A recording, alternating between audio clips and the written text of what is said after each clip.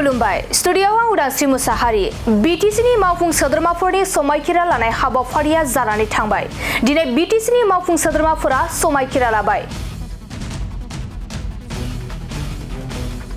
नंगौ बीटीसीनि गासै सा 12 मावफुं सोद्रोमाफोरा बीटीसी एसेम्बली नब्लाङाव गावबा गावनि समायखिराखौ लाबाय।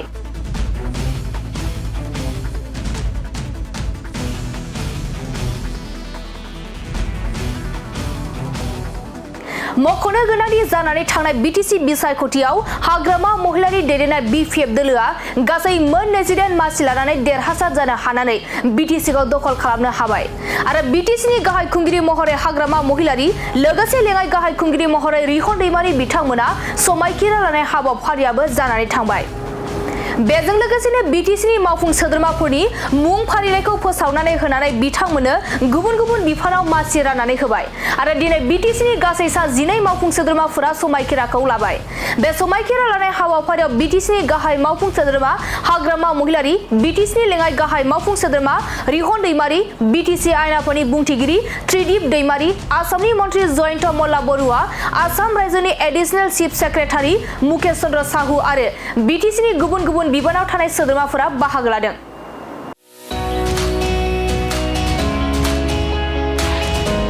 मोनसे फोसावथाय bachelor of vocational nursing care लानो गोसो गुदुं लाइमोनफोरनि थाखाय मोनसे गोजोनथाव खौरां।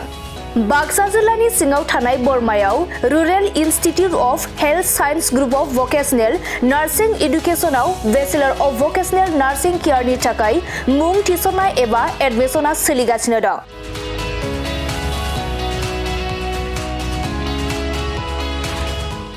बे बेचलर अफ भकेशनेल नार्सिं केयाराव मुं थिसननो थाखाय फरायसाया जायखिजाया स्ट्रिमनिफ्राय एचएस आनजादखौ उथ्रिनाय जानांगोन। लोगोसे बे बेचलर अफ भकेशनेल नार्सिं केयारनि सार्टिफिकेटनि भेलुआ डिग्री लेभेलनि समान आरो बे डिग्रीखौ scope global skill university Bhopal Madhya प्रदेशनिफ्राय होनाय जागोन। गुबैयै भकेशनेल नार्सिंनि सायाव बे bachelor of vocational nursing care कचिंखौ होनाय जायो आरो बे कचिंआ जोबखांनायनि उनाव नोंथाङा सरखारि साख्रि, कर्परेट साख्रि आरो प्राइभेट साख्रि मोननायनिबो सुबिदा दं।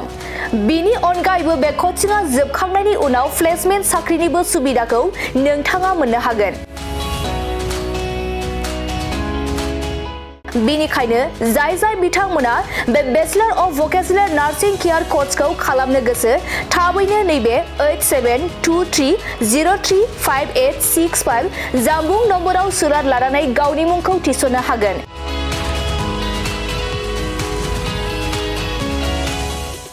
खुलुमबाय, आं नोंथांमोननो दिनै बे भिडिअनि गेजेरजों जोबोर मोजां मोनसे खौरां फोसावनो थाखाय लाबोनाय जादों।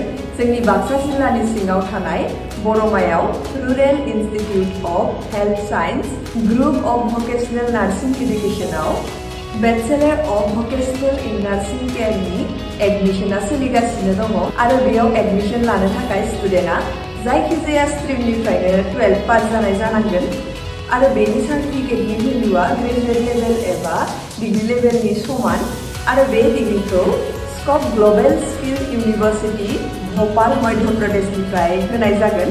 स्पेसियेलि भकेशनेल नार्सिंनि सायाव बेस खालामनानै बे कर्सखौ होनाय जायो।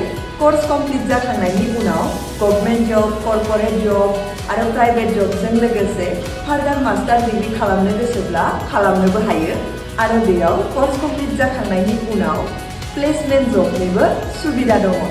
बिदिब्ला एथ' मोजां सुबिदाखौ जों मानो जोंनि आखाइनिफ्राय बारग'होनो? जाय बिथांमोना बे कर्सखौ खालामनो गोसो होनाय नाम्बाराव थांनानै थाबैनो कन्टेक्ट खालामदो आरो गावनि सिटखौ बुक खालामनानै गावनि फिउचारखौबो ब्राइट खालामदो। Thank you.